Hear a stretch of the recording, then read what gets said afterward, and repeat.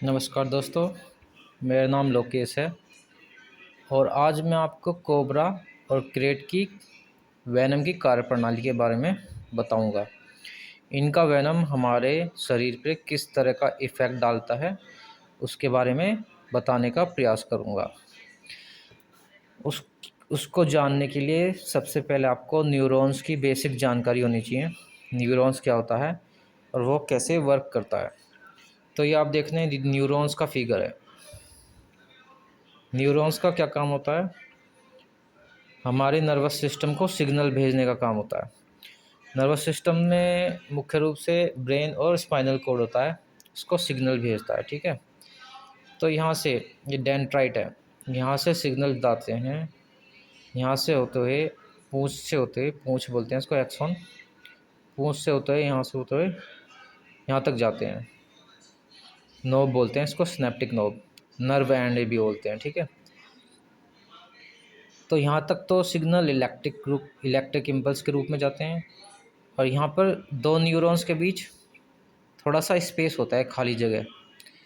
इस खाली जगह पे सिग्नल केमिकल सिग्नल के रूप में जाते हैं, यहाँ तक इलेक्ट्रिक इम्पल्स के रूप में जाएंगे। और यहाँ पे नोब में, ये जो नोब है, ये नोब दिख रहा है, यहाँ पे थैली होती है, यहाँ पे न्यूरोट्रांसमीटर बनते हैं। तो ये न्यूरोट्रांसमीटर सिग्नल को केमिकल सिग्नल में बदल देते हैं। तो यहाँ पे न्यूरोट्रांसमीटर बहते रहते हैं। ये न्यूरोट्रांसमीटर फिर दूसरे न्यूरॉन्स में ट्रांसफ़र होते हैं और सिग्नल को दोबारा इलेक्ट्रिक सिग्नल में चेंज कर देते हैं। या मांसपेशी होती है, वहाँ पे जाते हैं। ठीक है, तो ये न्यूरॉन्स है। न्यूरॉन्स का ये वाला पार्ट सिनेप्टिक नोब बोलते हैं। यहाँ पे न्यूरोट्रांसमीटर बनता है, मुख्य रूप से एसिटिल कोलिन बनता है न्यूरोट्रांसमीटर। ठीक है, तो एसिटिल कोलिन केमिकल सिग्नल के रूप में यहाँ पर जाता है रिसेप्टर। ये रिसेप्टर है, रिसेप्टर मतलब सिग्नल को रिसीव करने वाले। तो ये सिग्नल रिसीव करते हैं। ये मांसपेशी है, मान लो ये मांसपेशी है और मांसपेशी के यहाँ पर रिसेप्टर लग रहे हैं जो सिग्नल को रिसीव करेंगे। कौन से सिग्नल को? यहाँ से आएंगे, यहाँ से न्यूरोट्रांसमीटर आएगा एसिटिल कोलिन और यहाँ पे जाएगा, इसको सिग्नल देगा मांसपेशी को, जिससे मांसपेशी फैलेगी और सिकुड़ेगी। ठीक है, अब पढ़ेंगे सबसे पहले कोबरा। तो इसके पार्ट के बारे में पता गया। ये सेल बॉडी है, ये न्यूरॉन्स का फिगर है, ये सिनेप्टिक नोब है, इसको प्री साइनेप्टिक बोलते हैं। ठीक है, प्री साइनेप्टिक। और इसको रिसेप्टर को बोलते हैं पोस्ट साइनेप्टिक, और खाली जगह को बोलते हैं सिनेप्टिक क्लेफ्ट। यहाँ पे एसिटिल कोलिन बहता रहता है, न्यूरोट्रांसमीटर। ठीक है, अब कोबरा के केस में क्या होता है? कोबरा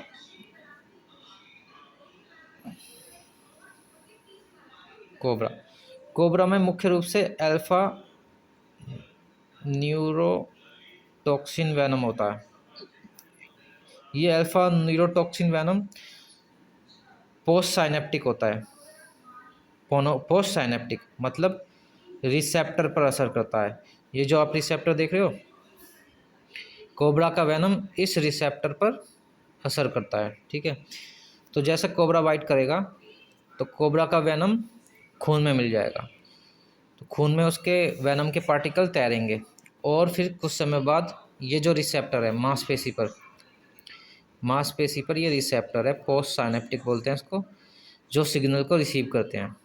एसिटिल कोलिन यहाँ से आता है और इसको सिग्नल देता है और ये सिग्नल को रिसीव करते हैं।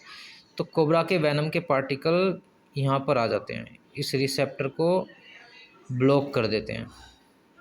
ठीक है, जब इस रिसेप्टर को ब्लॉक कर देते हैं तो यहाँ से आने वाले न्यूरोट्रांसमीटर इसको सिग्नल नहीं दे पाएंगे मांसपेशी को, क्योंकि यहाँ पे ब्लॉक हो गया, ब्लॉकेज हो गई। तो ब्लॉकेज होगी, सिग्नल नहीं मिलेगी मांसपेशी को। तो सिग्नल नहीं मिलेगी तो मांसपेशी क्या हो जाएगा? पैरालाइज हो जाएगा। ठीक है, पैरालाइज हो जाएगा। धीरे धीरे रेस्पिरेटरी मसल्स भी क्या हो जाती है? पैरालाइज हो जाती है, जिस वजह से मरीज को सांस लेने में दिक्कत हो जाती है। तो एंटीवेनम जो होता है, स्नेक एंटीवेनम,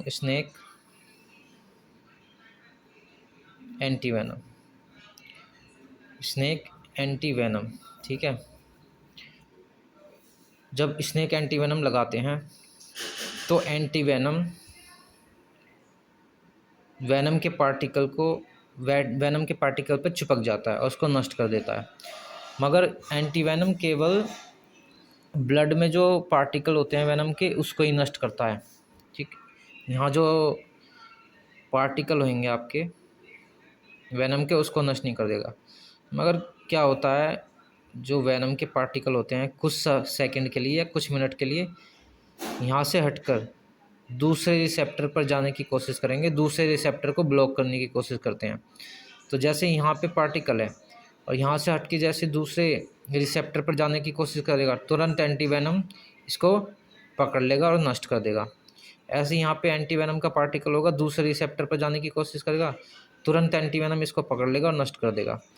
इसलिए कोबरा के केस में एंटीवेनम सारे पार्टिकल को नष्ट कर देता है और मरीज में जल्दी रिकवरी हो जाती है।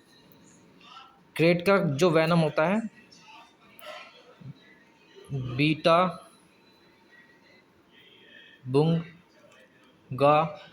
बुंगारोटॉक्सिन होता है। बुंगारोटॉक्सिन जो क्रेट का वेनम होता है, क्रेट बुंगारोटॉक्सिन होता है। इसमें फास्फोलाइपेज एंजाइम होता है। फास्फोलाइपेज A2 एंजाइम होता है। ये एंजाइम मुख्य रूप से प्री साइनेप्टिक होता है। कैसा होता है? प्री साइनेप्टिक, मतलब ये जो आप देख रहे हो साइनेप्टिक नोब, जहाँ पर एसिटिल कोलिन का निर्माण होता है, इस पर असर करता है क्रेट का वेनम। कोबरा का वेनम यहाँ पर आता है, इसको ब्लॉक करता है।